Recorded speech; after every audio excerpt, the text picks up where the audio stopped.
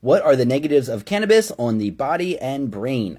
Good question, and as a professional devil's advocate, I will jump into it right now, especially because this paper has a cool chart. I'm Lex Pelger. I do Canna education for CV Sciences, the makers of Plus CBD, who has excellent CBD, THC, CBDA, PEA, and CBN products.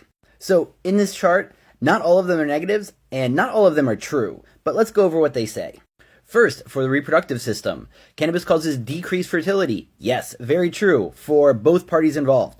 But the increase in miscarriages, I don't think that one's very supported at all. However, the reduction in sperm fertility absolutely is. There's also a link to testicular cancer. Then the endocrine system. They say cannabis causes low thyroid hormones, which I don't remember hearing before, but maybe. Bad for diabetes. Also, that one is very dependent on the type of diabetes that you have. It can be very beneficial, as you saw in a recent video that I did, but I think it can worsen the situation sometimes. Bone fractures, cannabis making it worse. I don't know where they got that from, because in general, the cannabinoids are very good for healing fractures, and it seems to be very involved in both the osteoblasts and the osteoclasts that are in charge of bone turnover. Then for eye effects, you have mydriasis, which is the pupil opening wider. You also have conjunctival hyperemia, which is more dilation of the small blood vessels in your eyes, which can be not great for your eyes. Next, let's go to the central nervous system. Cannabis can increase dopamine release, which can be a good thing when you're treating something like Parkinson's, but it can also be a bad thing if you're talking about something like addictive behaviors. It can decrease glutamatergic synaptic transmission. Glutamate is your brain's primary excitatory neurotransmitter. It's basically the on signal green light.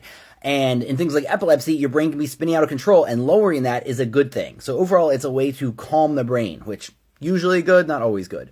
The release of endogenous opioids. That one's pretty good. Free drugs. Inhibition of acetylcholine secretion. Acetylcholine is your fight or flight response. You can see why cannabis would help calm that down, which is not good if you're running from a tiger. And then finally, structural and functional brain changes. And yes, this certainly does happen some, but you're not seeing a ton of correlations between people having different sized brain structures and it leading to negative stuff. But there is certainly a lot of research going on this. Next, the neurological symptoms. Yes, cannabis can cause dizziness, drowsiness. It can increase seizures. That is true. That's not very common, but it certainly happens. Definitely can cause psychosis. Can definitely cause cognitive impairment, especially while you're using it. It can definitely cause anxiety. Have you ever used cannabis and gone to a party? It can definitely cause panic attacks. Have you ever used cannabis and gone to a party? It can cause seizures. Did they really repeat that one? That's funny. It can increase mood disturbances and mania and depression. Things like bipolar disorder, it can be hit or miss. It can increase stupor, lethargy, and yes, once in a while you see people go into a coma because of cannabis use. Quite rare, but it happens. For the heart, yes, there are a number of negatives that are well documented. Increased risk of heart attacks, yes. Not giant, but for sure there. Cardiomyopathy, which is a thickening of the heart, making it harder for it to work. Tachycardia is speeded up heart rate, and that certainly can happen when you're using cannabis, as well as increased hypertension.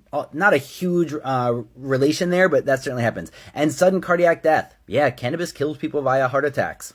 For the respiratory system, yes, cannabis can cause airway damage and increase your likelihood to have pneumonia and other respiratory diseases. But increased lung cancer, almost nobody believes that. The evidence really isn't there. You can listen to someone like Donald Tashkin out of UCLA, who's an expert on this, and he says, no, that isn't the link. Increased respiratory illnesses in general, yes, that's there, though it's not that strong.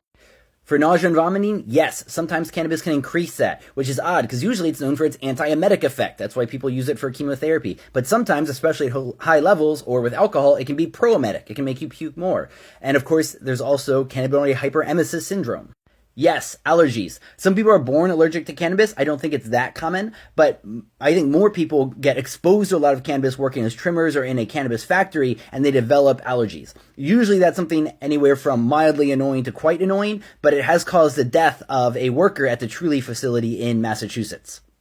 Rest in peace, Laura McMurray. You are one of the reasons that we need stronger protections for people working in the cannabis industry, as well as more studies about the potential hazards that are faced there.